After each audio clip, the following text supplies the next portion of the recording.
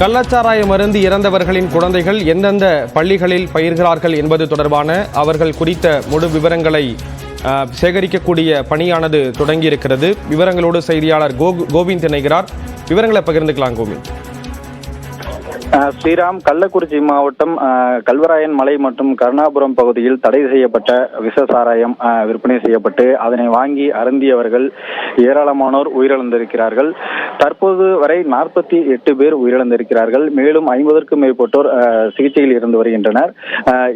இதுவரை இந்த கள்ளச்சாராயம் குடித்து உயிரிழந்தவர்களின் கணக்கெடுப்பு பணி நடைபெறும் என அறிவிக்கப்பட்டிருந்த நிலையில் தற்பொழுது கள்ளச்சாராயம் அருந்தி யார் யார் உயிரிழந்திருக்கிறார்கள், அந்த உயிரிழந்தவர்களின் குடும்பத்தினர் யார் யார் இருக்கின்றார்கள், அந்த குடும்பத்தில் பள்ளி குழந்தைகள் மற்றும் அங்கன்வாடி பள்ளியில் பயிலக்கூடிய குழந்தைகள் இருக்கின்றனவா என்பது குறித்து அந்த ஆய்வினை தற்பொழுது அங்கன்வாடி பணியாளர்கள் மேற்கொண்டு வருகின்றனர்.